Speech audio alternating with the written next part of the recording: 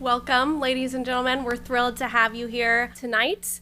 We're at this incredibly important event where we're going to be discussing what it means to honor those who have chosen and volunteered to wear the uniform to defend our country and to preserve the freedoms that we as Americans get to enjoy every day and ensure that those freedoms are around for future generations to come.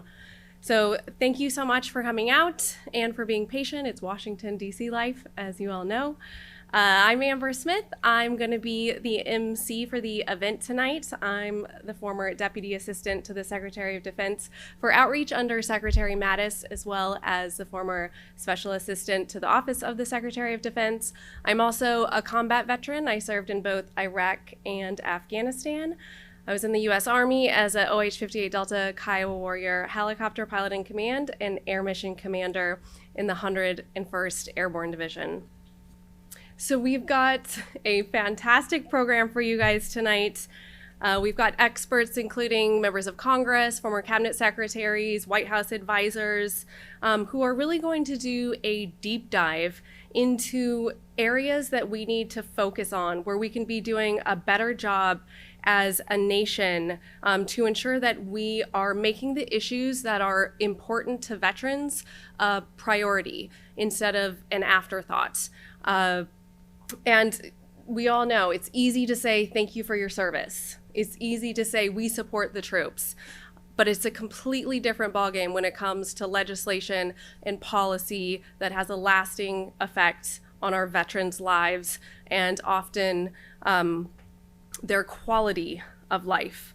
And those are hard issues. One of them is the foreign policy decisions that are made to send our men and women in uniform to war. For example, we have been sending our military to fight in a war for almost 2 decades for a conflict that for years now has had no clearly articulated end state, no strategy, and no accountability.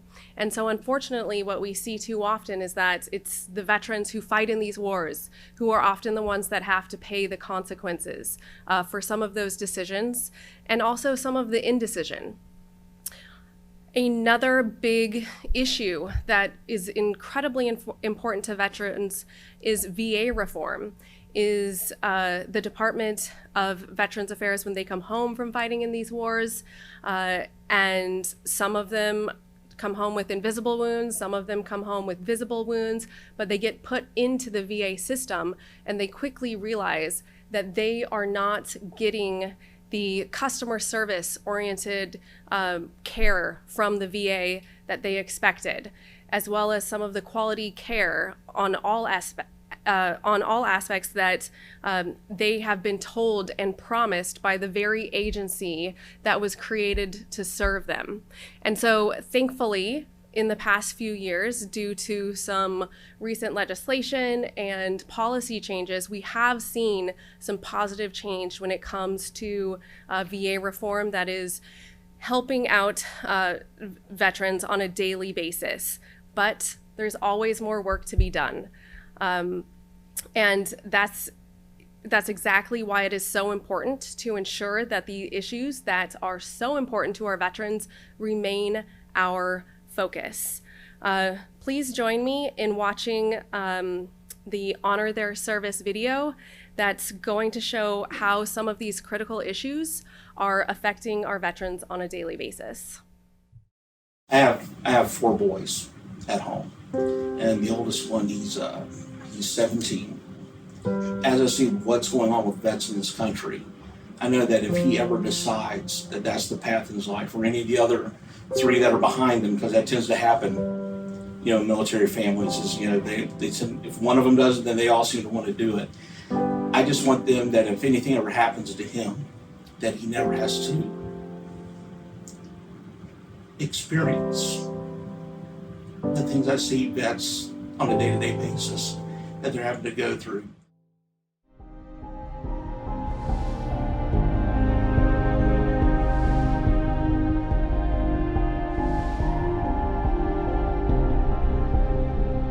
Our military footprint is only continuing to expand because our foreign policy doesn't have a particular direction to it. We always like to talk about foreign policy in the abstract, where it's a numbers and a dollars game, but at the end of the day, there are real life people suffering on the other end of these bad decisions that we make. Now nearing the end of a second decade of fighting in Afghanistan. More than 2,300 Americans have been killed. There is a better way forward that doesn't look like endless wars and trillions of dollars in debt. The federal deficit is on track to exceed $1 trillion next year and grow even more after that. For the first time in U.S. history, the debt has surpassed $22 trillion. Serving in the Army, I've met veterans from all different races, ethnicities and religious groups, and they've always served this nation because they believe in what America stands for. When they're done serving our country, they come back to this VA system where in some cases you have to drive hours just to get access to care. For years, veterans said they lived too far away from a VA hospital or they couldn't get an appointment. And even though today's vets can see a VA-approved private sector doctor, they're still waiting a long time to get access to health care they need.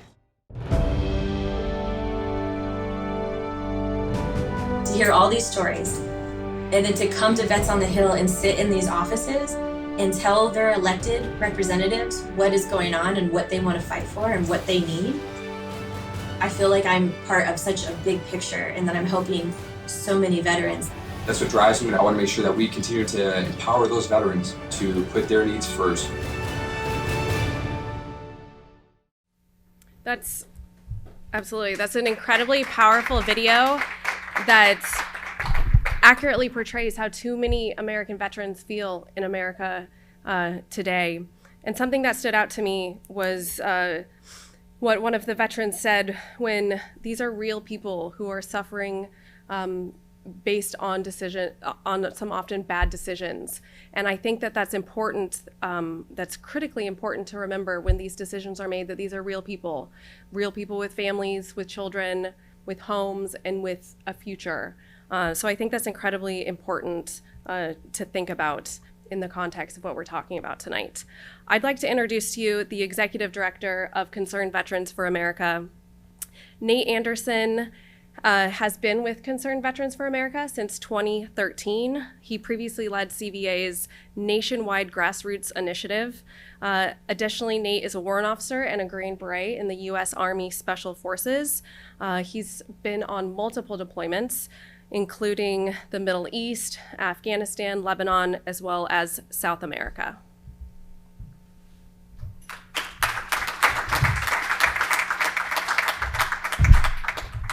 Thank you, Amber, and thank you all for joining us here for the Honor Their Sacrifice event hosted by Concerned Veterans for America.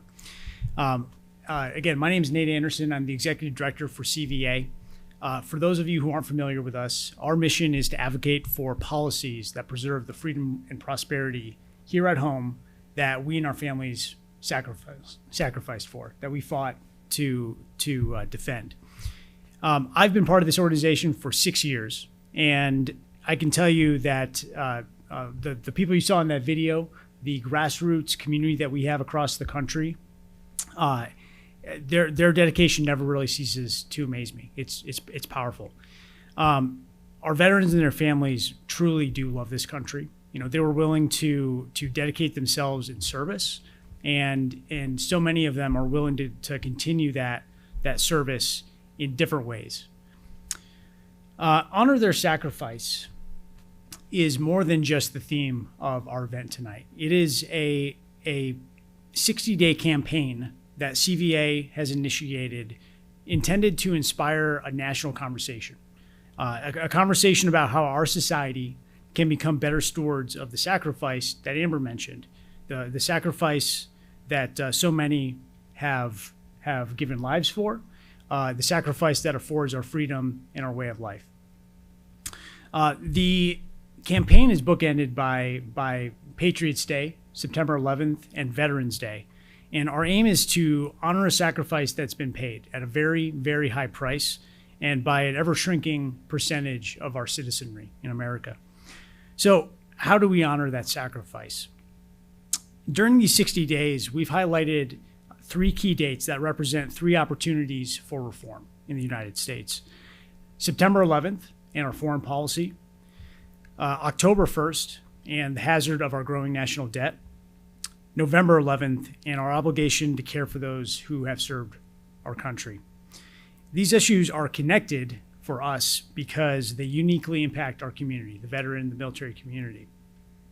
They're also vital to our nation's future. So our intent here is to start a conversation and steer us toward real solutions, policy solutions. And I want to talk about those three areas real quick. So first, foreign policy. The events of September 11, 2001 certainly changed the direction of our country. I can tell you, I joined the military in 2004. I think there's a lot of veterans in this room of that era. And I can tell you the past 18 years have particularly shaped the lives of our generation. We've deployed in combat and executed the foreign policy that we've been pursuing. But 18 years after the initial military response in Afghanistan, we remain engaged in this seemingly endless conflict. Thousands of American lives have been lost, trillions of dollars spent in these conflicts. And even more, the authorization for use of military force, the AUMF, that is the legal underpinning for these conflicts, has been progressively reinterpreted again and again to justify military action, not just in Afghanistan, but in across countries in the Middle East, across the continent of Africa, and elsewhere around the world, all without congressional debate. The national debt. So October 1st is a date that a lot of people in this room certainly are familiar with and know well. It represents the beginning of the fiscal year. And more than that, though, for our elected representatives, October 1st, the new fiscal year, it represents an obligation that they have as stewards of our financial future as a country. But the stewardship has been lacking. You saw in the video, we're actually closer to $23 trillion now than we are $22 trillion in debt. That's a financial liability that former chairman of the Joint Chiefs, Mike Mullen, former Secretary of Defense, James Mattis, they both agree that it's the most serious national security threat that we face as a nation right now. And then finally, Veterans Day, November 11th. This is the day that we stop as a nation to honor the sacrifice of our veterans, the courage that they've demonstrated, the commitment, the selflessness in uniform. And a lot of veterans bear wounds from the conflicts that they've deployed to. Some of them visible, some of them not visible. And while they were willing to give of themselves for our nation and what we stand for, we have an obligation also. We promise to provide care for them when they return home. And if you're familiar with CVA, if you followed us, seen the documents that we produced, the advocacy initiatives that we've pursued, you know that we've been advocating for reform at the Department of Veterans Affairs for a number of years now.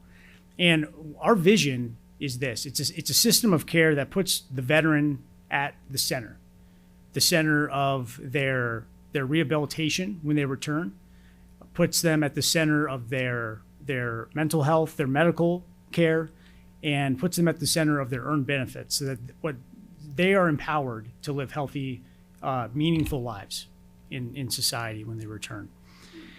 I know that America wants to honor that sacrifice. A lot of people feel a lot of pride in our military. But how can we shape policies that that meet our veterans where they are in their situation and provides for their unique needs, that empowers them instead of fostering dependency on the current system, that creates options instead of limiting options? And I think that we're making progress, but there's still a lot of work to be done.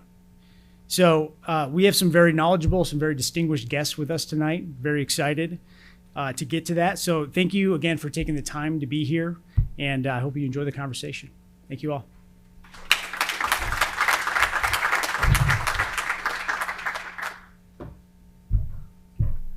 Thank you, Nate.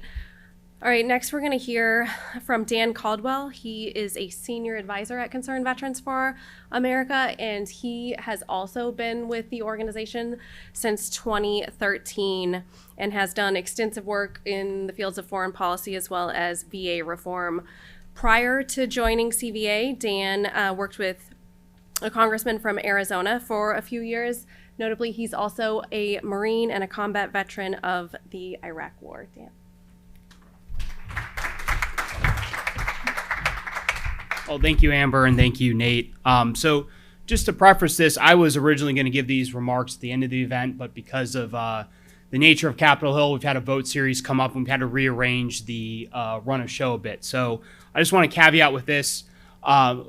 This is going to be a great event, but again, I was intending to deliver these at the end of the event. I want to start off by taking a minute and recognize some of the individuals in the room that have been critical to the success of CVA and our efforts overall. First off, I want to start off with Amber Smith. Amber did a great introduction. She's been somebody who has worked with us at CVA really since close to our inception, and she did fantastic work going into administration. She's a decorated combat vet. She underplayed her service. I mean, being a scout helicopter pilot in a combat aviation brigade is not a easy job, and it was an incredible span of service. She also has a book. I encourage you to look it up and get it. I'd also like to thank Secretary Principi, who's going to come up here and speak in a minute. I just want to say that he is somebody who has taken time out of his busy life to provide a lot of guidance to CVA over the years. And he's going to talk about his perspective on the VA in a second, but I just want to start off by saying that if more people would have listened to him back in 2003 and 2004, I believe that some of the problems that we've had at the VA in the earlier part of the decade would have not have been that bad. Congressman Chip Roy and Dr. Phil Rowe are going to be here in a few minutes. I greatly appreciate the fact, and we at CVA appreciate the fact that they took time out of their busy schedules. Obviously, there's a lot going on in Capitol Hill these days to come up here and speak about an important set of issues. Both of them have been great partners to us at Concerned Veterans for America. Dr. Phil Rowe, his stewardship of the House VA Committee from 2017 to 2019 was absolutely critical in passing important pieces of legislation like the VA Accountability Act and the VA Mission Act. Probably one of the best VA House chairmen that we've had in a long time, and I'm glad that he's continued to serve on the committee in the ranking member capacity. Of course, going over to another speaker today, I want to recognize Daren Selnick, another senior advisor at CVA, somebody who I've personally learned a lot from over the years, and somebody who's been instrumental to the success of Concerned Veterans for America. I've gotten a lot of late night calls from Daren where he begins, Dan, you're not going to believe what I just found. And next thing you know, you've spent 2 hours talking about American Legion testimony from 1996 delivered in front of the Senate Veterans Affairs Committee. Let me tell you, that is a great way to spend a Friday night. But I also want to thank the wonderful team at CVA, Nate Anderson, who's replaced me as executive director. He's continued to grow and expand CVA's impact. Kelly Merkel, who's in the back here, she really drove this event, helped plan it, helped execute it with our events team, which includes Nicole Sutter, who's sitting here. We've probably, over the last couple of years, traveled 40, 50,000 miles across the country together doing events here in DC and in the States. Absolutely fantastic to work with. Olivia Granati, she's downstairs, and Erica Carson as well. They're operations managers, they're executive assistants for Concerned Veterans for America. I appreciate them coming out here tonight. We also have Rachel Tripp and Kyle Buckles from our communications team, Juliana from our policy team, and of course Herb Ford, our lawyer who's actually running around. Great guy, he keeps us out of trouble and out of jail, so I appreciate his legal advice over the years. And then we also have members from our CVA field team here in our foundation, John Burns, David Fitzgerald, and then Russ Durstein, who is our Deputy Director for Concerned Veterans for America. So I always want to make sure that those people are recognized, because I think that a lot of times, people think CVA is just me or Nate or just me and Daren or some of the other people, and we really have a great team here in Washington, D.C. and across the country. We have a lot of great partners as well, too. We got Dr. William Ruger and Reed Smith from the Charles Koch Institute. They've been great partners of ours in the foreign policy space. I see Will Hubbard as well from Student Vets of America, Bob Carey from the Independence Fund. Great partners who've worked with us on a number of issues, and they're really great organizations. I encourage you to check them out. So now that I've gotten all that out of the way, I want to get to the meat of what I want to talk about. So the name of this event and the preceding campaign was called Honor Their Sacrifice. And I think Nate did a really good job laying out one of the reasons why we chose that name. But there's another reason why we chose that name. It's because it's a term that you hear thrown around a lot in this town, especially this time of year. We're a couple weeks away from Veterans Day. Frankly, on Capitol Hill, you usually hear it to justify support for a particular policy or piece of legislation. You know, for example, we need to support said bill or said policy to honor the sacrifice of our veterans. And I gotta be honest, frankly, when I hear that term thrown around, usually it's a red flag to me that the particular policy or bill actually isn't good for veterans or the country in the long run. I mean, if we're being totally honest, for example, for many years, kind of the default solution to fix the Department of Veterans Affairs was, we're just going to spend more money. You'd hear from the White House or Congress, members of both parties, they say, we're going to increase the budget by X billion of dollars to honor the sacrifices of our veterans. And frankly, that was a punt. That was a punt to avoid making hard choices, implementing hard reforms. And in many ways, it entrenched a lot of problems in the Department of Veterans Affairs, which, as Amber and Nate said, we've made some progress fixing, and in which the next panel is going to talk about. But it really was, in my mind, a dangerous term to use when we're talking about the VA only in a monetary sense. And that is something that we've also heard used a lot in the foreign policy space, particularly when it comes to discussing ending our endless wars. One excuse that we hear sometimes for continuing our mission in Afghanistan, which, in the opinion of Concerned Veterans for America, we've accomplished what we've needed to do. It's time to get out. We don't have a clear path for victory. There's no clear connection to our safety. But sometimes you hear folks say that we need to continue to fight the honor, the sacrifice of those who served on those battlefields or who gave the ultimate sacrifice.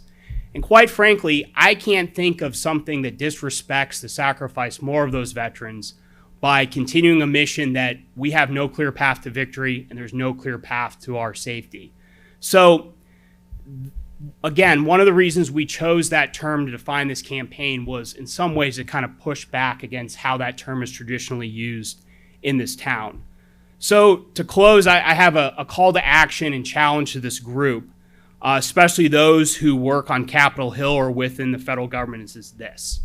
If you really want to honor the sacrifice of our veterans who've put their lives on the line to defend this nation, then tackle the tough challenges facing this country. Whether it's continuing the reforms that we've seen at the VA and taking on future issues, including some really tough ones like disability reform, reforming our disability system, which is actually the largest part of the VA's budget and VA's overall spending going out the next 10 years. Reducing our national debt, which, as Nate said, many military leaders like Admiral Mullen and even General Mattis have said is our greatest long-term national security threat. We need to start making some hard choices to get that under control. And ending our endless wars, which aren't making us safer or more prosperous. Those are tough issues that need to be tackled. And members and members of the federal government, whether they're part of the cabinet or the executive branch, when they step up to tackle those issues, oftentimes they're attacked by entrenched special interests here in Washington, D.C. In many cases, they're accused of being anti-veteran. I myself have been accused of that when focusing on VA reform. Many of those people are going to speak here today or have been accused of that. But, to be honest, in some ways, if you're not being attacked in this town, then you're not doing the right thing. And if you as a member or you as a policymaker within administration are going to go out and tackle these tough issues, you're going to have cover. You're going to have cover from groups like Concerned Veterans for America, and you're going to have cover from the veteran community and Americans that actually care about the future of this country. We're very proud of the work we've done. We've done it through partnerships. We've done it through a combination of grassroots advocacy and accountability, and through endorsing principled policies that we feel will make our country better and stronger in the long run. My final ask to you all is also to stay in touch, There are some of you who are not going to agree with everything you hear today, and that's fine. We want your feedback. Maybe you hear one thing you want to work with us on, whether it's foreign policy, and another you disagree with us on, like VA reform, or maybe it's reversed. We still want to work with you. Our motto, as Frederick Douglass says, join with anyone to do right and no one to do harm. And we work with people like our adversaries in many cases, vote vets, or on an issue like foreign policy, and we still disagree over things like VA reform. And that's something that I'm proud of as an organization and that we're going to continue to do. Reach out to Kelly in the back, who's our Chief Government Affairs Liaison, Juliana from our policy team. If you have questions, if you have challenge, we'd love to hear it. We maybe will take your feedback and look at things differently. Maybe we won't change our minds, but we still want to hear what you're thinking and why you're thinking, because it helps us grow as an organization and it helps us get to a better place policy-wise. So again, I wanted to thank you all for coming tonight. We still have a great run of show. I know that there's a lot of things that you all could have been doing differently tonight. I know there's a baseball game. I'm personally not a baseball fan. I'm sorry. But it means a lot that you came out. It means that those who are watching the live stream, that they're taking time to do this. And again, thank you for joining us tonight, and I hope you enjoy the rest of the program.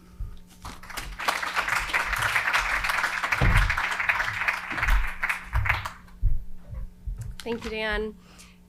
In 2013, I had the honor of traveling across the country with Concerned Veterans for America and speak with veterans from all walks of life and to hear firsthand their experiences that they had with different VA facilities. And I myself have my own experiences with the VA as well. But what I found so interesting was just the consistency across all of the issues. And that's everything from the wait times that people were experiencing to being treated as if they were a bother when they needed to get information from the VA or they had questions about how to receive benefits. And then some of the more unethical, illegal issues that plagued the VA for a while. I'm sure you're all familiar with the Phoenix VA scandal as well. But thankfully, due to the incredibly hard work of some people, some of them you're going to hear from tonight, there has been some monumental and positive reforms out of the VA that are really changing the way veterans interact with the VA and the experience they have as a result. But there's always some more work to be done, even with the most recent legislation that's been passed and in the recent years, the policies that have sort of enforced that positive change. We need to make sure that across the nation that those policies and legislation are accurately enacted and that the VA employees are being communicated to and they're receiving the information that they need to ensure that they're properly serving the veterans that are working with the VA. And then also making sure that VA services are consistent across the nation. So when I walk into a VA facility in Philadelphia, I'm going to get the same quality service that I will when I walk into San Diego. So those are two issues where we still have a lot of work to do, among others. And I know that our next panel is going to really go into the details of some of the ways that we are able to make some changes. So we're ensuring that our veterans are properly served. So what I'd like to do is introduce the moderator of the next panel. Dan did a great intro, but I'm going to do my own as well. Daren Selnick, he's currently the senior advisor to Concerned Veterans for America. He's a sought-after expert when it comes to everything healthcare policy as well as VA policy. In 2018 and 2019, Daren was the senior advisor to the Secretary of the Department of Veterans Affairs. His major responsibility was the implementation of the Mission Act, which was the biggest transformation of the VA healthcare system in over 20 years. He's recognized as one of the key players in the development, the negotiation, and implementation of the legislation. For this, and for his other accomplishments while working with the VA, Secretary Wilkie awarded him the Distinguished Career Award, which is the highest award a VA secretary can give. Prior to that, in 2017 and 2018, Daren was an advisor at the White House, where he was the Veterans Affairs Advisor on the Domestic Policy Council. Additionally, he served in the George W. Bush administration in the Department of Veterans Affairs, and he is also a retired Air Force officer. So in our discussion, we're going to hear from Secretary Anthony Principi. He's the former Secretary of Veterans Affairs from 2001 to 2005 in the George W. Bush administration. Secretary Principi also served as the Deputy Secretary of Veterans Affairs from 1989 to 1992 in the George Bush administration. Secretary Principi has also had an extensive career in the private sector. He was the president of QTC Medical Services, also senior vice president at Lockheed Martin IMS, and a partner in a San Diego law firm. Additionally, he's a decorated combat Vietnam veteran and a graduate of the U.S. Naval Academy. Additionally, on our panel, we have a congressman who I think is held up in the votes right now, but I'm going to go ahead and do his quick intro. So if he gets here in time, he can join the panel and contribute to the discussion. Representative Phil Rowe, he represents the Tennessee, the 1st Congressional District of Tennessee. This is his 6th term serving in Congress. Additionally, he served for 2 years in the United States Army Medical Corps. Congressman Rowe is the ranking member of the House Committee on Veterans Affairs. He also chaired the committee in the 115th Congress. Additionally, he serves on the House Education and Labor Committee. Daren.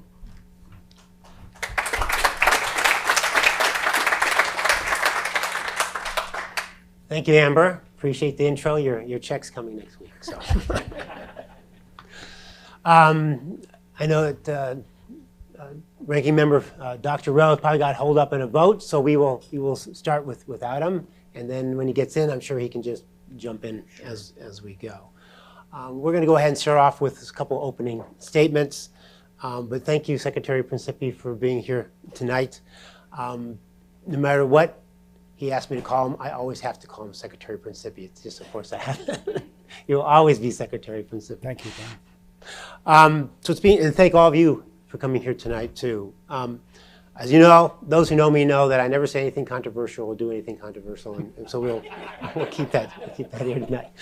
But let me start with my opening statement and then turn it over to Secretary Principi. Secretary Principi brought me to the VA in 2001, and it's been an honor to start off my veterans career, so to speak, in 2001 at the VA, and I've been a special assistant to 3 secretaries, senior advisor to 2 other secretaries, and the Veterans Affairs Advisor, as Amber mentioned, at the White House. So I guess I just have to keep shuffling around until I get it right, I guess. But Secretary Principi, I thank you for starting me off and all your faith and you've had in me and the mentor that he's been.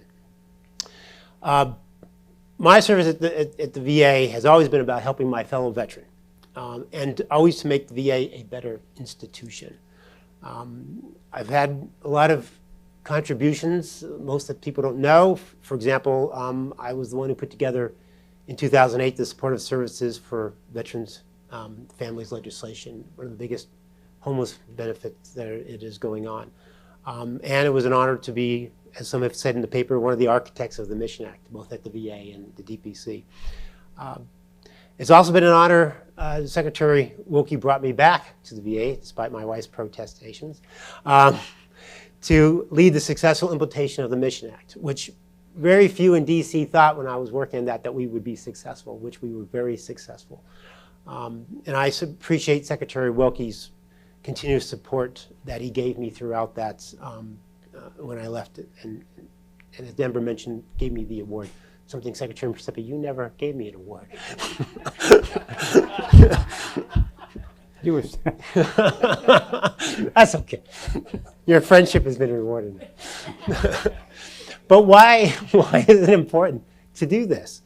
I believe what Teddy Roosevelt said was that when he said a man is good enough to shed his blood for his country is good enough to be given a square deal afterwards. And VA is that square deal. And Secretary Principi taught me General Omar Bradley's operations motto. How do you translate that square deal? How do you do that? We are dealing with veterans, not procedures, with their problems, not ours. And so it's always important that we must always keep it that way in the VA. So thank you once again all for being here tonight. Look forward to the discussion. And Secretary Principi. Oh, well, thank you, Daren, and thank you for all you've done for me and for the department during your career. It's an honor to be with you. I thank Nate and Dan and everyone involved with CVA for really addressing some of the key fundamental issues, some of the reforms that really need to be undertaken.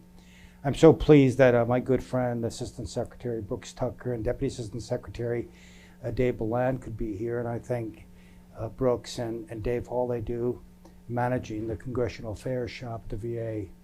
Extremely important, to say the least.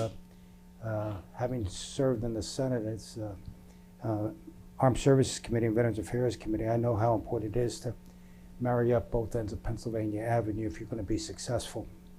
You know, having served twice at the VA, Bush 41, Bush 43, I'm a real advocate for the department. I know it has its issues and challenges and needed reforms, clearly. But this is a department that has a very, very noble legacy. And if you just go back to 1945 and the greatest social program ever enacted in this country, the GI Bill, you know, a bill that allowed millions upon millions of young Americans to go to college because they earned it in the crucible of combat. And through that, a generation of leaders were born, and a generation that propelled America to greatness in the 20th century. And of course, the second part, and that was of course administered by the VA, and the second part of that program, the home loan program, you know, really built the Levittowns of America and really expanded into suburban parts of our country. And, you know, and what's interesting is that America liked what they saw with that GI Bill. And today, millions of young Americans go to college on Pell Grants and other assistance from the government because they liked what they saw in the GI Bill of 1945. And low down payment mortgages became available because, again, America liked what they saw with the GI Bill home loan program. But also, you know, it was 1945 that President Truman charged Dr. Mike DeBakey, the most renowned cardiac surgeon in America, if not the world, to head the VA in Houston, Texas, and out of that, they brought VA medicine out of the backwaters of American medicine into the modern day, and through the affiliations with medical schools and research, cure for tuberculosis, development of the CAT scan, the first prosthetic foot, all were developed in concert at the VA and with medical schools. But a lot has happened since 1945. And a system that was built at a time when healthcare was synonymous with hospital care. And we know things have changed in the past 60, 70 years. And that's the core, I think, to some of the problems they're facing today. But I think through some of the legislation that has been acted into law over the past several years, and CVA played a very prominent role in that, is helping to transform the department. So a lot of work is ahead, a lot of challenges to ensure the viability and success of the VA in the years ahead. Thank you. Thank you. So the way we're going to work the discussion is we're going to do a number of topics. I'm going to frame up the topics so that everyone has a good sense of what we're talking about, and give a couple of CVA solutions, proposed solutions, and then I'll be asking Secretary Principi a couple questions on his thoughts on that topic area. To start it off, we're going to talk about the state of the VA today. And so just for some background of those who are not on the latest statistics, the VA has for 2020, a $220 billion budget, 393,000 employees, serves 19 million veterans, and VA Undersecretary Wilkie continues to improve for veterans, families, and staff. It has overcome some of the stigma of the 2014 wait time scandals. And the administration in a couple of years has passed some very significant reforms, including the Veterans Appeals, the Accountability and Whistleblower Protection, the GI Forever bill, and of course the biggest one, the Mission Act. And although most people think of the Mission Act as simply community care, it's urgent care, it's the Air Commission, Capital Asset, Center for Innovation Payments, VHA Strategic Plan, and caregivers. So a lot of things going on for an agency to implement all at the same time. Now, have we been successful with that? Well, recently the VFW came out with a survey, and in the survey they said veterans reported a positive view of the Mission Act. Their wait times are shorter, and expanded community care options are resulting in improved healthcare outcomes. The survey authors also said, and Brooks, I'm sure the Secretary Wilkie will want to hear this, that improved patient access to care is near certainly the result of new executive leadership at the VA, as well as a result of expanded community care options. So I think that's a pretty good survey. Challenges: you can't sit. You always must move forward. You can't sit on your accomplishments. So you can't be complacent. And yes, there's always going to be some negative news stories. We always have to make sure out in the field. We've had some stories of West Virginia and Atlanta about some problems, isolated problems. But these headlines show the VA leadership must stay on the ball and keep its focus on continuous improvement and new reforms. So from CVA's point of view, once again, we feel that this should always be bipartisan. It should be bipartisan congressional and VA leadership on oversight and new reform legislation. And the VA leadership now needs to stay focused on improved operations and culture. So Secretary Principi, I mean, you've done this for decades, VA, Senates, many administrations. What do you see as the biggest challenges VA faces today compared to when you were Secretary? Sure. Well, you referenced the budget today. I recall when I became Secretary in 2001, my budget was $48 billion, which was pretty massive. And I had about 209,000 employees. And when I left, thanks to President Bush and the Congress, my budget was $72 billion, and I had about 250,000 employees or somewhere in that number. And I thought, geez, how much bigger can it get? 300 and some odd thousand employees and 220 billion and growing. That's pretty extraordinary in my view. And one of the challenges sustaining that kind of budget growth at a time of enormous, as Dan pointed out, enormous fiscal deficit, debt in our country, a declining veteran population. It's not growing by any stretch, and I doubt we're going to see any major mobilization given the state of warfare today. So I think sustaining this budget is going to be increasingly challenging. But I think the state of the VA is good. I mean, yes, I know it's had its scandals and it has its scandals, but keep in mind, please, the VA is the largest integrated healthcare system in the world. And it's a very public national healthcare system. So anytime there's a problem, you're going to read about it in the Washington Post and the New York Times and every other place. That's not to say that it's good, and it has to be corrected. But let's not for a minute think that there are no problems in private sector healthcare. Let's not think for a minute that there are no wait time problems in the private sector. You're going to experience a lot of those as well. So there are problems on both sides. But I think it's going to really take courage and the will to transform some of these programs if the VA is going to remain as a viable organization of government. So yes, I am very concerned about the next 10 to 15 years. I'm very concerned, I probably won't be around when the veteran population drops from 19 million to 12 million to 10 million.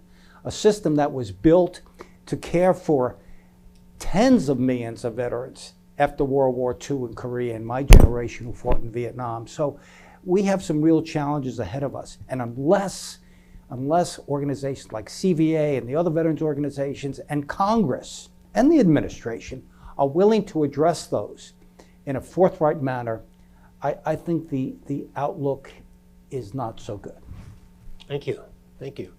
So let's talk about, going off what you talked about, let's talk about healthcare. That seems to be the #1 topic these days, has been healthcare. We'll have a couple other areas to go in as well. But let's give some statistics about VHA, which is the most of the population of VA is in VHA, or 80–90%. So the average veteran gets, who's enrolled in the VA has 80% have other health insurance.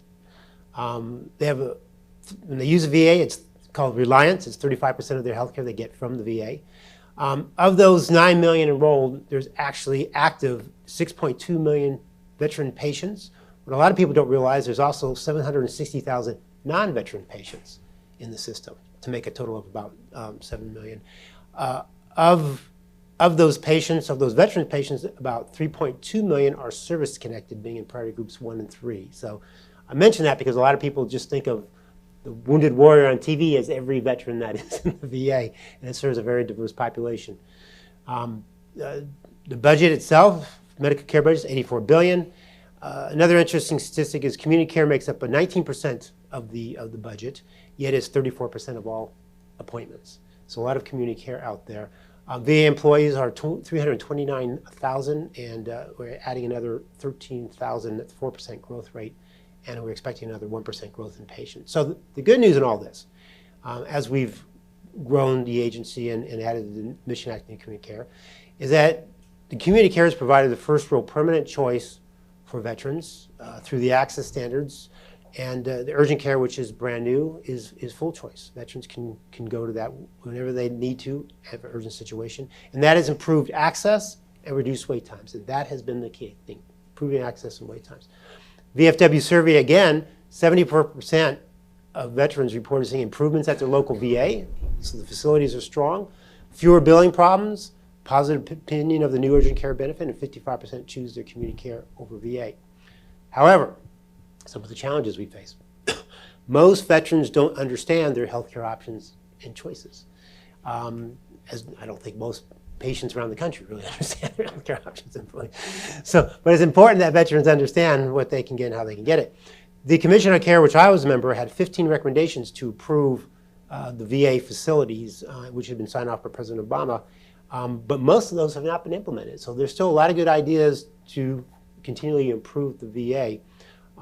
And of course, budget-wise, the promise of health care for all veterans is constrained by its discretionary funding. It's not unlimited funding. Who VA will serve and what service it will provide is confusing to veterans and staff, yet eligibility criteria has not changed since 1996. So some solutions. We must... Dr. Rowe's here. Oh, Dr. Rowe. How you doing, sir? Thank you. Secretary? Good to see you, Doctor. How are you? Sure, been great, thank you. Good. Thank you, Dr. Rowe, for joining us. We've just kind of went over the state of the VA, and now we're talking about the healthcare and what's going on with that. And so some things that CVA feels is important going forward with the new community care and urgent care is that we need to do a better job of educating our veterans on how it all works, what their choices are, what their options are, what the process is, hopefully some technology with that. And so right now there's just kind of a brochure and a booklet, and when I left the VA, we were talking about doing a more expansive program with that, so hopefully we'll get there. And in terms of the Commission on Care recommendations, congressional oversight to see where those are would be important, but the #1 that we feel needs to be checked out is Commission on Care recommendation number 18, eligibility and benefit design. Establish an expert body to develop recommendations on VA care eligibility and benefits so we can modernize that and make sure that eligibility is modern, clear, and makes sense. So I'm going to ask Secretary Principi a question, and then I'll ask you, Dr. Rowe. So Secretary Principi and Dr. Rowe, I'm going to ask you the same couple questions. How important is it for veterans to be able to use these new community and urgent care choices and to be educated on them? And number 2, do you think it is important to update the 1996 law on eligibility and benefits? Secretary Principi. Of course, it's very important that they understand the options available to them, and they have that, and that those options are truly available to them to go into the private sector and get care, get urgent care. What I like about some of this legislation is the fact that, in my view, it's making the VA much more competitive, making VA a much better healthcare system, because they know if they don't do better, if they don't reduce the wait times, if they don't increase the quality, veterans will choose more and more to go to the private sector, which is their right. But at the same time, you have this large direct healthcare system, and certainly decisions are going to have to be made as to how that's going to be maintained in the future. So yes, they should avail themselves of those options. The VA has a responsibility to ensure that as much as possible, veterans know what their options are for urgent care, community-based care. And but I could not stress enough how successful this program is getting started based upon the surveys that have been done by the VFW that Daren just referenced. Well, I'm sorry I'm late. I've been over doing important work voting on motion to recommit, so I know you know what that is, and some suspensions. And Daren, thank you, and Mr. Secretary, thank you all for being here, and thanks CVA. You guys have been doing a great. Since the Mission Act, I've had a chance to travel. My last travels about 3 weeks ago, were to Seattle, Tacoma, Veterans Town Hall outside of Portland, Marion, Illinois, St. Louis.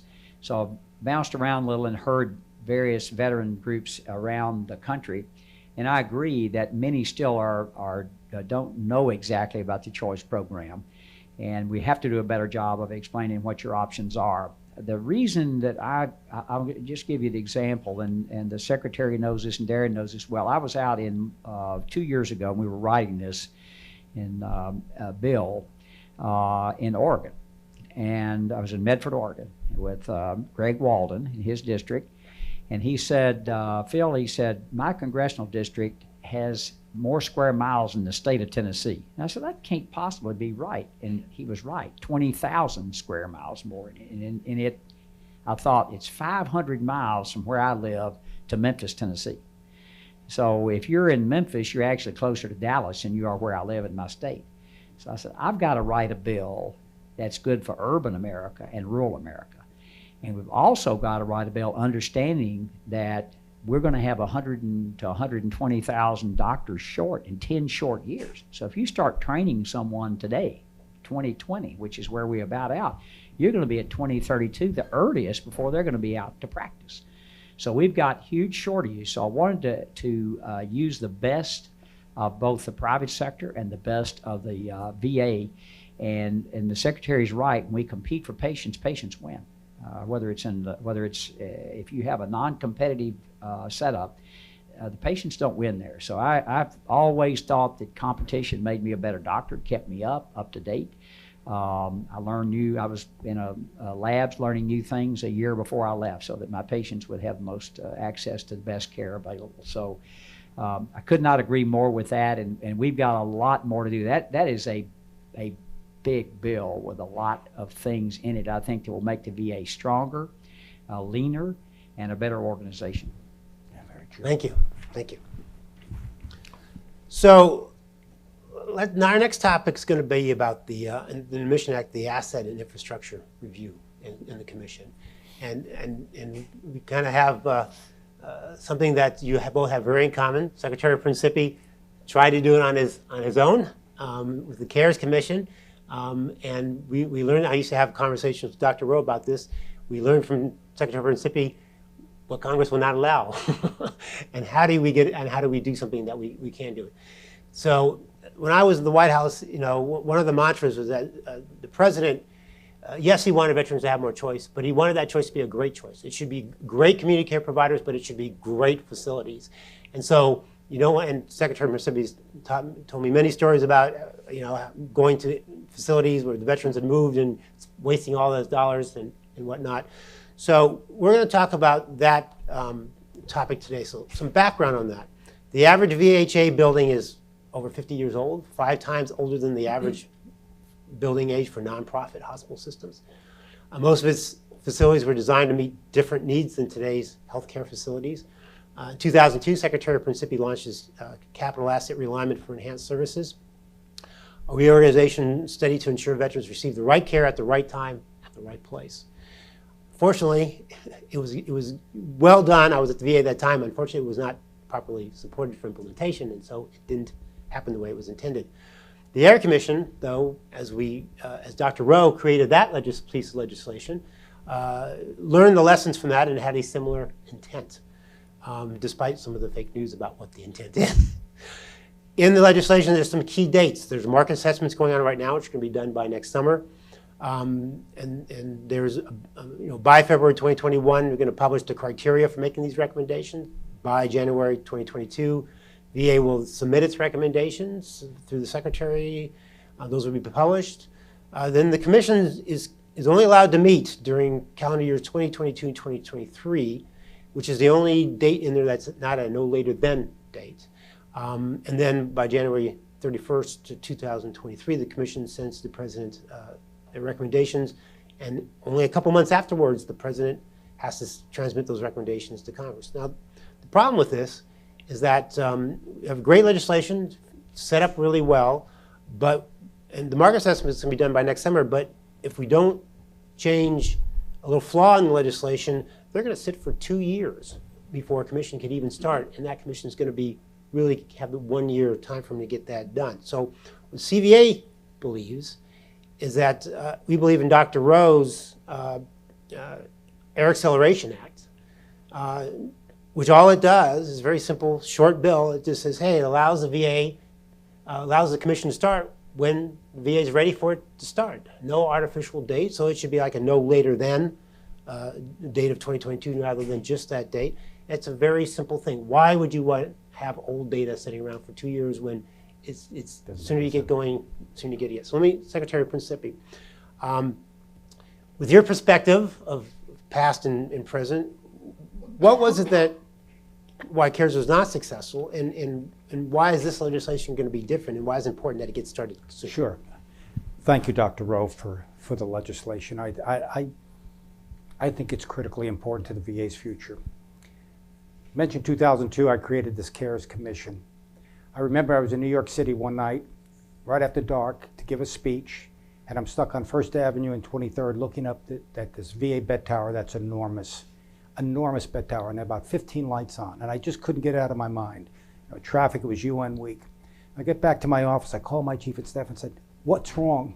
Got a bed tower that's monstrous, and I see 15 lights on, 20 lights on. How many patients do we have in the hospital last evening? And tell me about Brooklyn 20 miles south, and tell me about Bronx 20 miles north. I'm not interested in Long Island or Westchester County, just those 3 hospitals. Came back in, and as Daren said, all 3 hospitals were built back in the late 40s, early 50s. All were built well over 800 beds, and that night we had 287 patients combined in all 3 hospitals. And you can imagine the extraordinary amount of money we're spending on infrastructure when, as I indicated earlier, hospital care was synonymous with health care, no longer the case. So we created this commission, and every veterans organization stood with me. But of course, unlike when I chaired the BRAC Commission, and it was an up or down, like it is in the air legislation, back then is, well, we don't want to close Canandaigua up in New York, 1,700 beds, psychiatric facility with about 10 patients in it, or we don't want to close this. And what happened was we wound up building new hospitals, but we were very unsuccessful in closing those that we really should have closed. I think the legislation that Dr. Rowe sponsored and championed will help to address that problem. I wish those dates were not in there. This is something that we need to get on with right away in order to save precious dollars in this enormous difficult fiscal environment and put that into health care and not buildings that are just sitting there. Dr. Rowe. Well, a similar story. I went to Long Island. I was asked by Tom Swazi and Lee Zeldin and others to come up, so I did. And the first thing I saw driving on that huge campus was a whole roof falling in on a building. I mean, it was embarrassing to go to a VA campus and see a building that was falling down. And I thought, this is not good. We've got to do something about this. And I had read, obviously I was in private practice in 2002, but I was aware of that. And I thought, the way healthcare is going, and to your example, perfect example, When I started medical school in Memphis, the largest private hospital in the world was Baptist Memorial Hospital in Memphis, Tennessee. 2,000 beds in one private hospital. Both my sons were born there. And the Baptist hospital system figured out as healthcare changed, that wasn't going to work, and they dropped it. I mean, that is downtown Memphis. They dropped a 2,000 bed hospital and built a more efficient 21st century facility to replace it.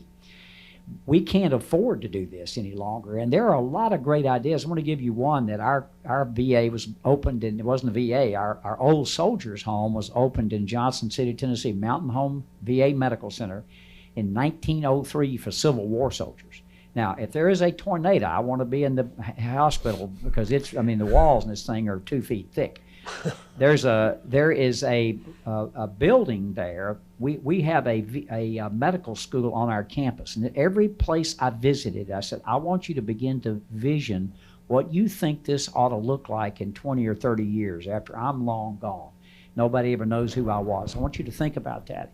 We've done that on our campus, and we took a building. It was a 1903 building that was used as a stable and for a horse-drawn fire truck. That's what it was used for, and it was awful. Today, it's a modern 21st century, all private dollars. The university put the money in, where you take team health. You take the medical students, the residents, the pharmacy students, the nursing students, physical therapy, and build a team there.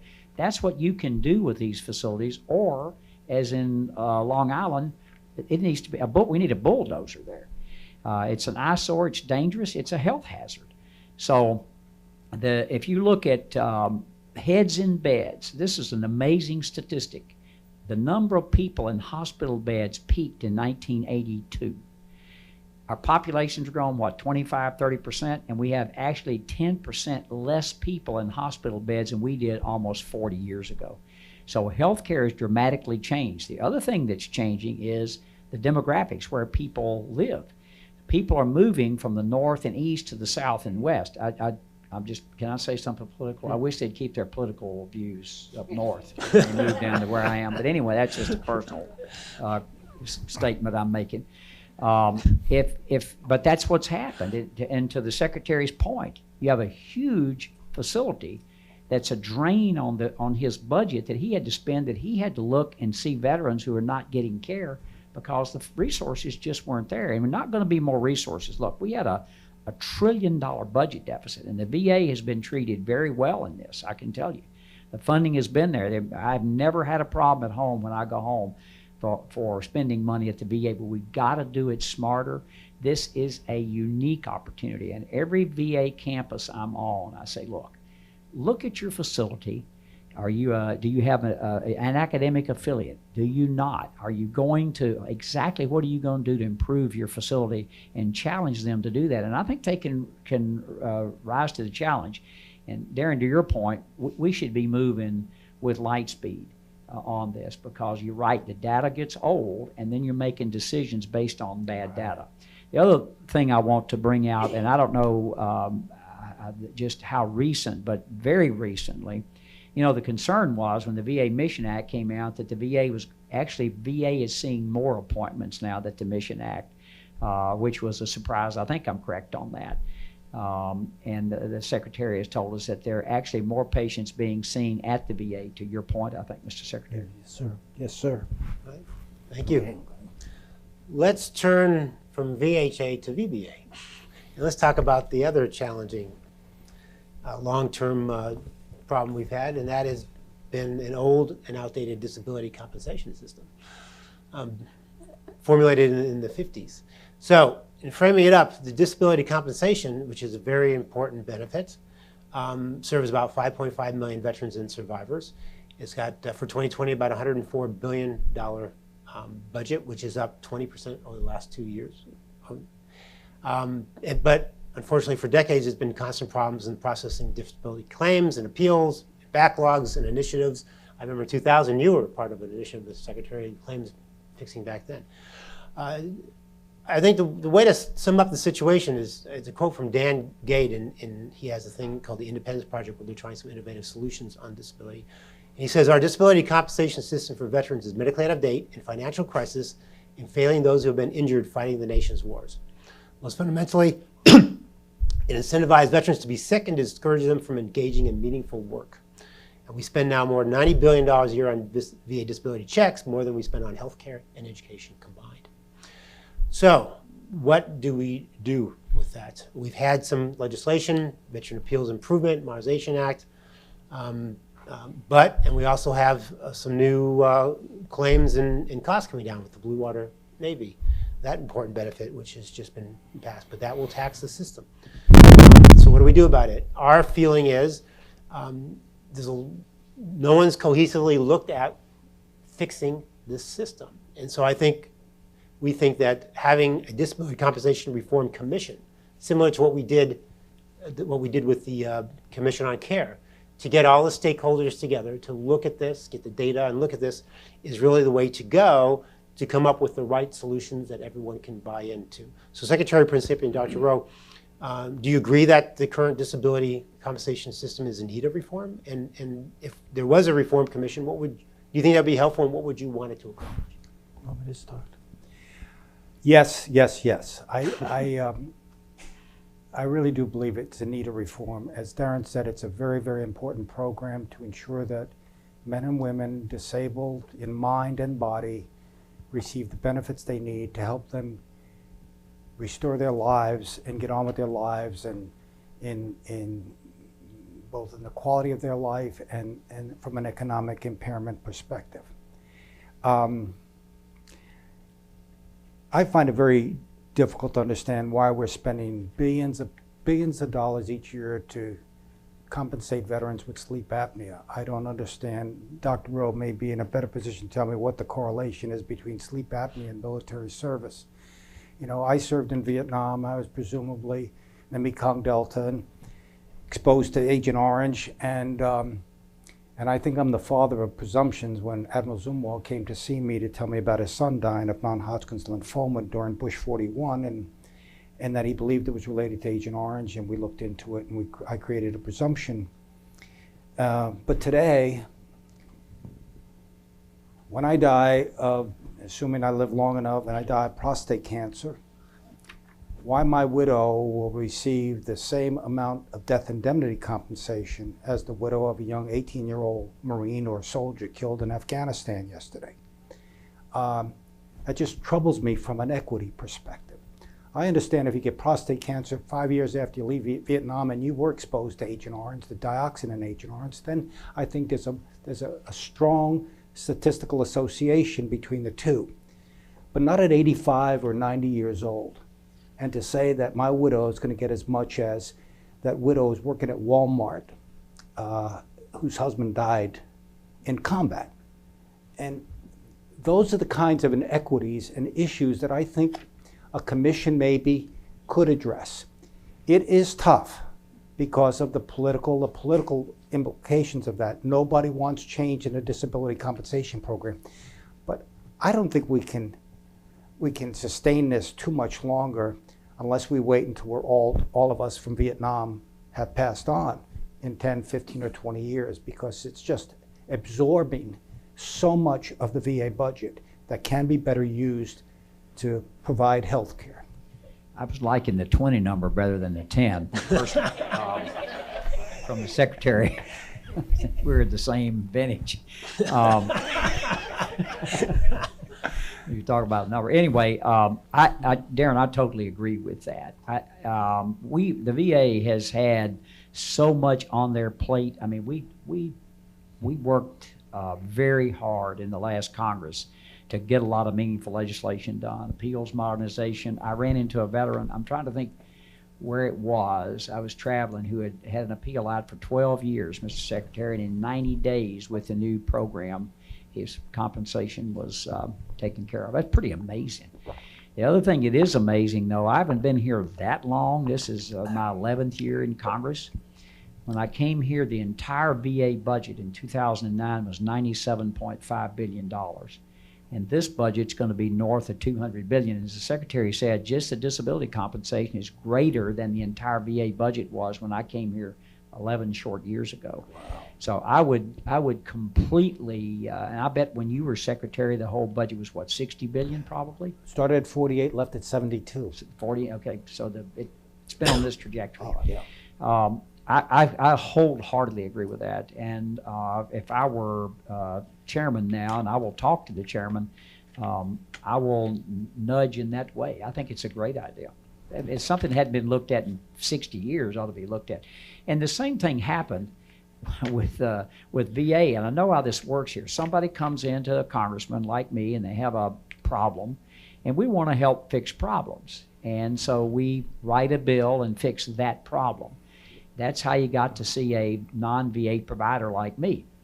Well, then somebody else had a problem, and they fixed that problem. And then after 30 or 40 years, you had 6 different ways that you saw a non-VA doctor. It was so confusing, Albert Einstein couldn't figure it out how to send somebody. And the simplest thing in the world I did in my private medical practice was, here, Mr. Secretary, take this thing out front and go make an appointment with Dr. Jones. I mean, it's not complicated, but the VA had it because of what we did, not because of what they did, because of what the Congress did. And I think that's one of the great things that we did by simplifying that process for the practitioners and the VA, and how you pay for it, how you make an appointment. We can do the same thing, and it will be difficult. This will not be easy, but I think you do exactly what we did on the Mission Act. You get every stakeholder, and Daren knows how many meetings I held and went to and said, we're told no and yes and no and backfired and hiccup and everything else. But if it's worth doing, it's worth doing, and this is worth doing. Yes, indeed. Thank you. Thank you. So we're going to wrap it up here. Obviously, there's lots of other issues that we could be talking about. Maybe we'll have another panel on those issues some other time. How to make the VA long-term sustainability and support with things like the budget, efficient operations, culture, and accountability. So in closing it out, I want to once again thank Dr. Rowe and Secretary Principi, and give you each an opportunity to do a short closing conclusionary statement. No, please, sir. Well, thank you all. I want to thank CVA, thank you guys and gals for y'all been awesome to support me in the things I have tried to work on for veterans. Really, quite frankly, a breath of fresh air. You really have been very supportive. The GI, all these things that we did in the last Congress will continue to do. We've got a lot of challenges ahead, but you know, with all the acrimony that's up here and everything, and I get told this, and I say this in all sincerity. People will say, Phil, I am so you got to go back to that. I said, look, I get up every day of my life, and I get to see the capital of the United States of America. And the day I don't feel a thrill here to go do that will be a day I will not be here any longer. And I don't believe that'll be the reason that I leave when I do, is because I get excited every time I go in, and I get to go try to help and make things better for the people that helped keep us and make us free today. That's a good job, folks. I tell people this all the time. That's not a bad job. That's a great job. So I appreciate your support, but also appreciate the opportunity to get what I get to do every day. And when I travel across the country, the stories are pretty much the same everywhere. You know, we've got an electronic health record. That's why I was out in Seattle and Tacoma and been to Spokane, other places looking at that. It's incredibly important for your generation for us to get that right. And I just thank you all for the support you've given us and the privilege you've given me to serve.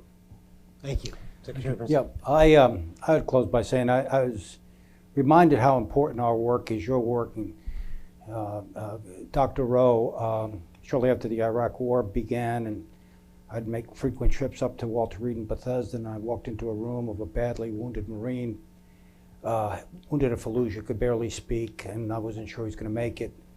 And he was alone. Unlike many Marines and soldiers, he had no one with him. And I put a book by his bedside, and I said, Marine, when you get better, you read this book from cover to cover because you earned every benefit in it. Went around the curtain, talked to another Marine who was badly wounded. He had his family with him. I came out, and I saw this Marine had managed to pick up the book and was reading it. And I was so happy, and I went over to him. I said, Marine, I'm so happy that you're getting better and that you took my advice.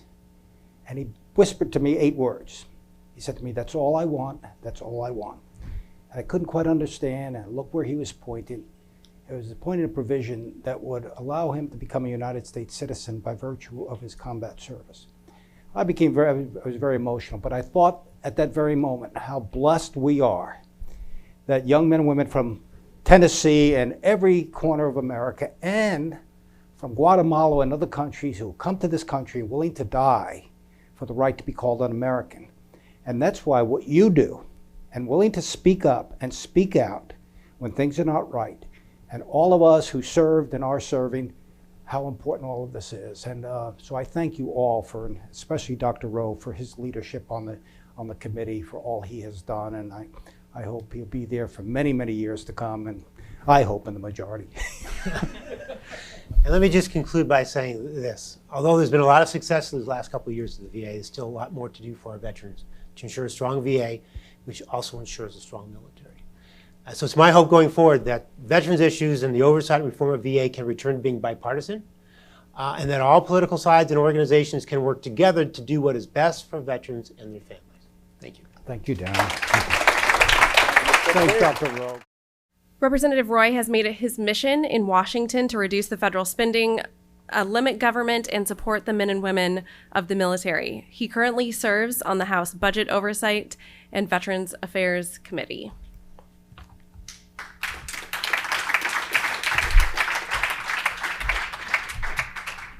Sorry, y'all. I'm just gonna sit here and we'll just have a chat since this is a pretty good, intimate crowd.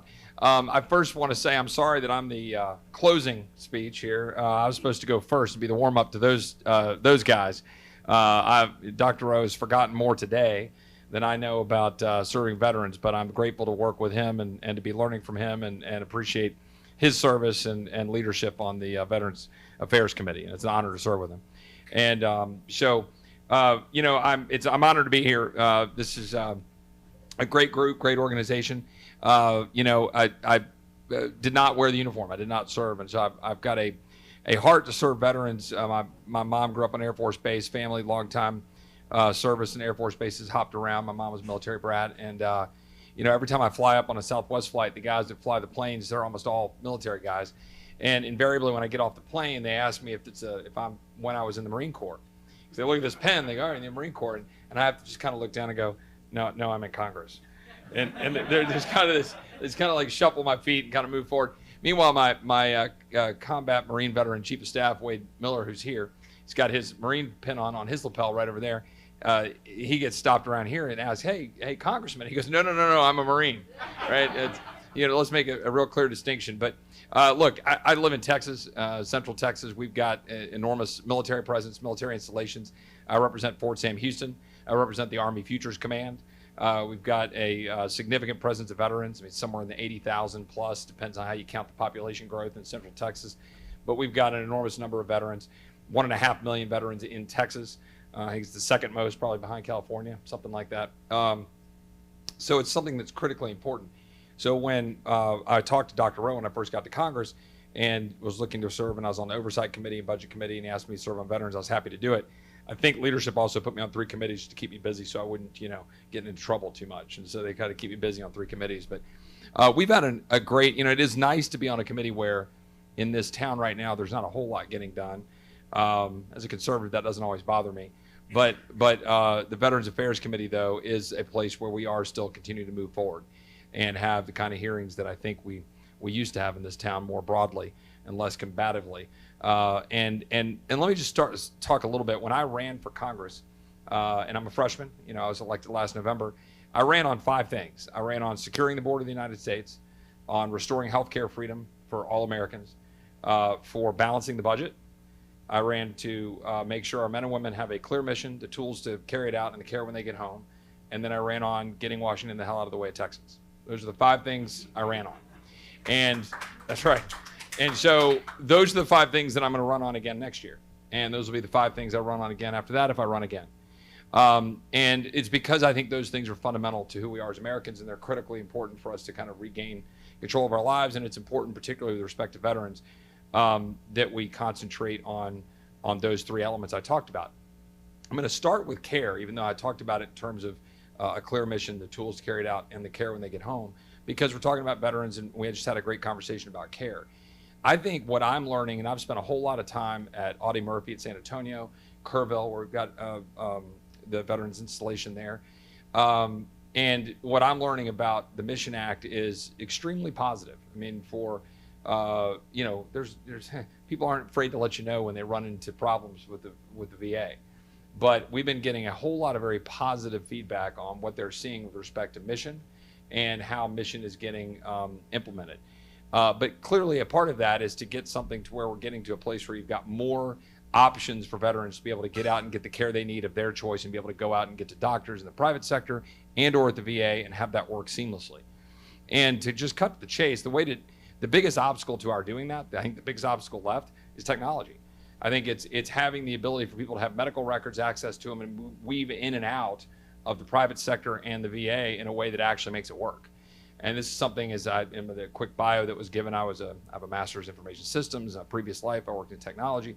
It's something that's of interest to me. We've been diving a lot into the various hearings we've had. I don't know how many hearings Robbie, my great legislative director and staffer on the VA committee, could tell you, but we've had numerous hearings on the Cerner system that's in place to try to deal and track with all of the VA records and everything else, and we've got a lot of work to do to get that implemented. Right now it's on a 7-year track.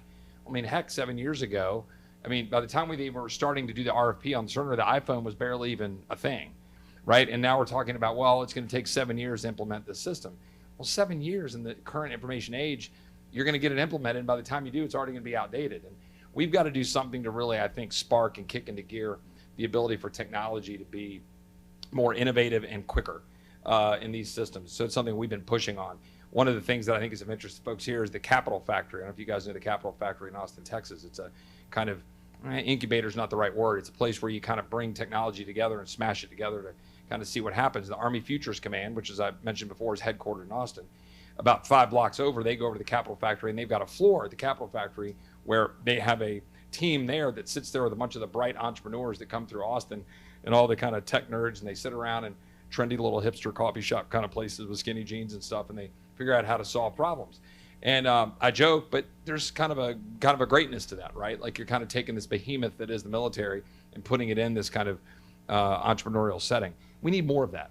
I think we need more of that in the VA context and other ways. And so it's one of the things that we've been talking about is how can we bring more creativity to provide service to our veterans. But the Mission Act is a great step forward, and as we talked about with Dr. Rowe, he talked about where that's headed.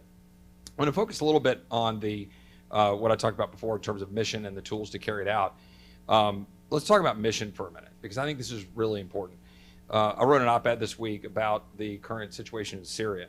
And the basic point that I wanted to make was that if Congress has any problems or concerns about what's going on in Syria, they should look directly in the mirror. It is my personal belief that the Constitution is pretty crystal clear about how our engagements are supposed to be defined.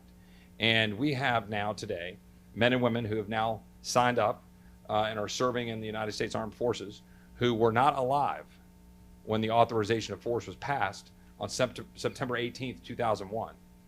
That is not how things are supposed to work. I believe Congress needs to act with clarity. They need to pass a modern authorization of force that is crystal clear about how our military should be engaged, where it should be engaged, and what should we be expecting out of that military. And that then should govern how we're then coming up with what the tools that are necessary to carry out such endeavor. And that's what I think is missing right now. And a lot of fingers are being pointed. I was at the White House this afternoon, got a briefing from the Vice President on what's going on in Syria. I can't talk about the details of that particular briefing today, other than to say, I think some of this is getting reported, right, is that the 5-day ceasefire is continuing. The Syrian Defense Forces have kind of been put back. There's a lot of progress being made using sanctions. And while we can have some reasonable debates for the men and women who served alongside some of the Kurds in Syria about what that means, and it's a reasonable debate, at the end of the day, it is really important for us to be able to move forward and not have necessarily, in my opinion, a perpetual presence. And most importantly, Congress should vote. Congress should act. Congress should not sit on the sidelines and point fingers and pass resolutions that says, well, we condemn or we say we should do. How about you do your damn job and actually just vote on what our authorization should be?